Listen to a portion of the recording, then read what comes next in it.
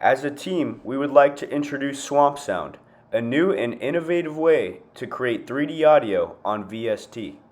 The purpose of our VST plugin is to create a piece of software that will allow for audio to be edited and produced within a virtual 3D space.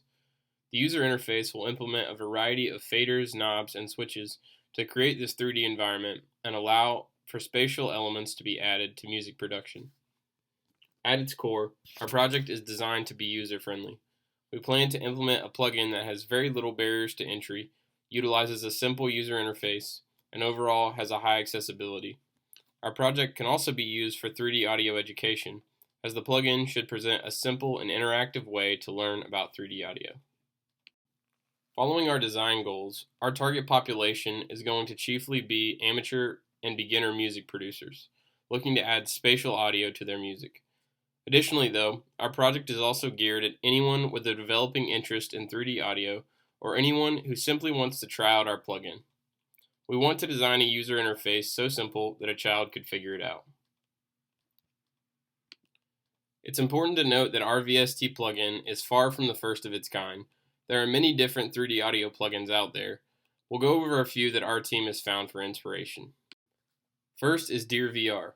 One of the most professional VSTs out there, DearVR is a software driven around modeling a physical audio space like a studio or club. It utilizes a very dense user interface full of features, including 11 different environment options. The software is highly visual, but does have a bit of a learning curve to use. Next is Anaglyph. Anaglyph is a highly customizable plugin that utilizes a 3D head graph to position sound in relation to a user's head. Its user interface is very complex, allowing for a lot of customization, but creating high barriers to entry.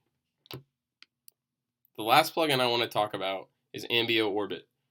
By far the simplest of the three, Ambio Orbit is very accessible and user-friendly, consisting of a simple interface utilizing just one fader and a few knobs to create a 3D space.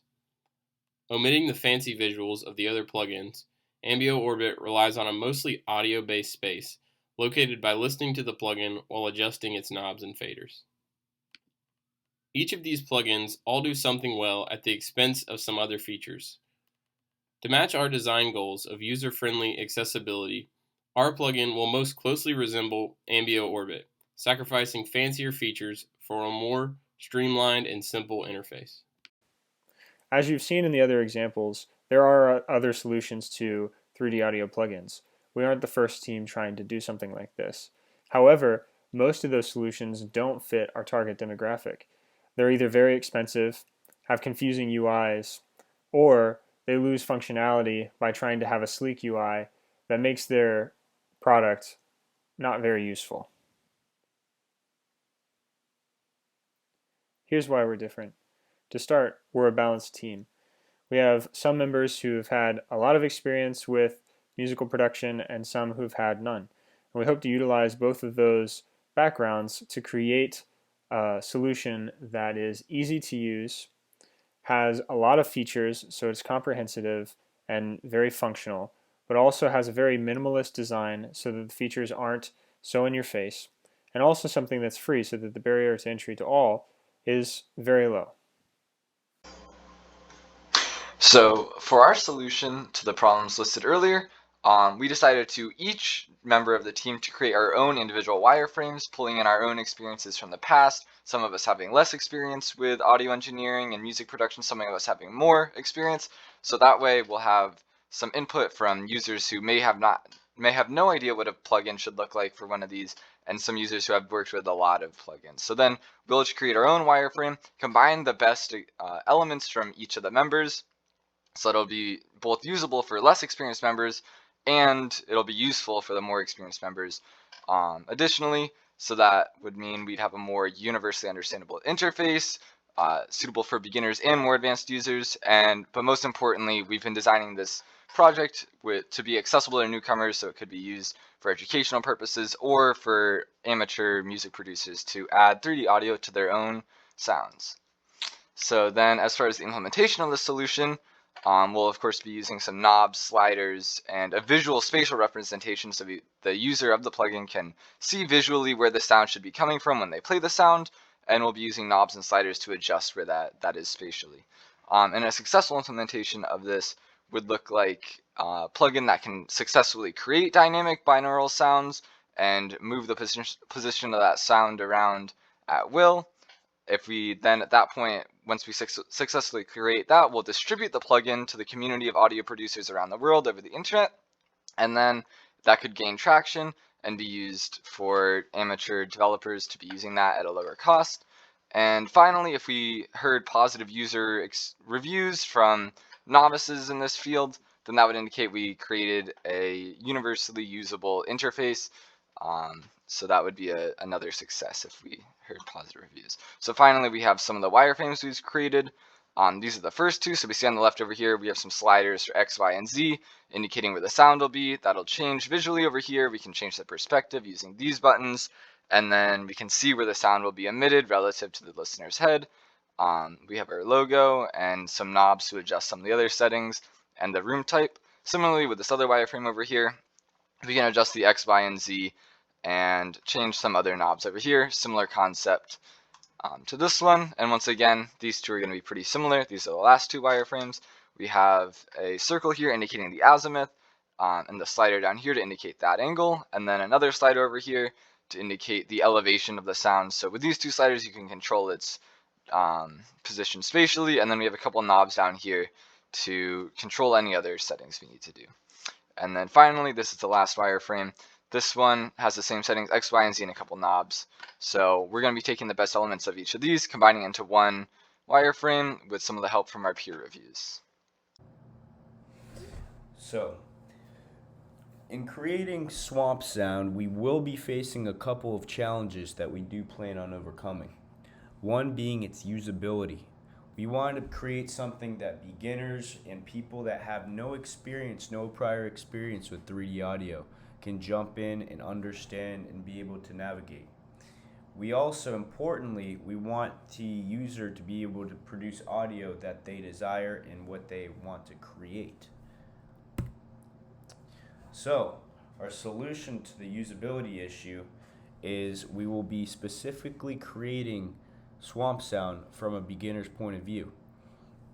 We plan on creating a wireframe that is simple to use and something that can be easily navigable.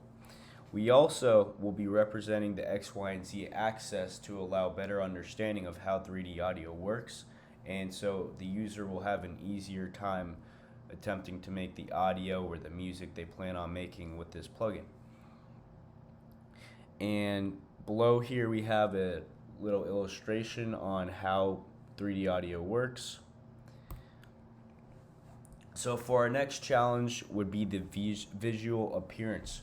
We want something that is simple, we want something that is correctly color coordinated, and most of all, we want something that'll stand out from our potential competition. And at the end of the day, a visually appealing and simplistic look will translate to a plugin that is easy to use. And below here we see a mock-up of the Swamp Sound logo we plan on incorporating into the plugin or the wireframe. So the solution to the visual appearance is the wireframe creation. The wireframe creation is all collaboration for our group. We all created our own wireframe independently. We talked about what we created, and lastly, we came together and talked and then made a final decision on which wireframe design we would want to use, and used our favorite aspects from some of what we created to incorporate them into one final product. And before we did this, we did some referencing. We referenced other projects, similar projects, wireframes, so we had a general idea of what we wanted to do. We looked at some of the weaknesses within these wireframes, and then we also did some research on 3D audio properties so we can correctly make a wireframe that's easy to use and something that's simplistic. Strategies for overcoming these challenges. We learned from the mistakes from other plugins. Like I have previously said, we saw the weak spots in some of these other plugins and the wireframes, and we made a statement to not make those mistakes. We made group discussions. We listed out pros and cons of some of these mistakes. We created a combination of ideas. As for the wireframe, we discussed all the 4 wireframes that we created and collaborated on that. And we also learned as a group in terms of understanding what 3D audio is actually at the end of the day. We also did a lot of planning, so we knew what to do. We didn't want to fall behind on our deadlines, and planning in general just leads to a better final product. And lastly, risk management, just watching out for potential errors in the future and making sure we can create something that'll be a success.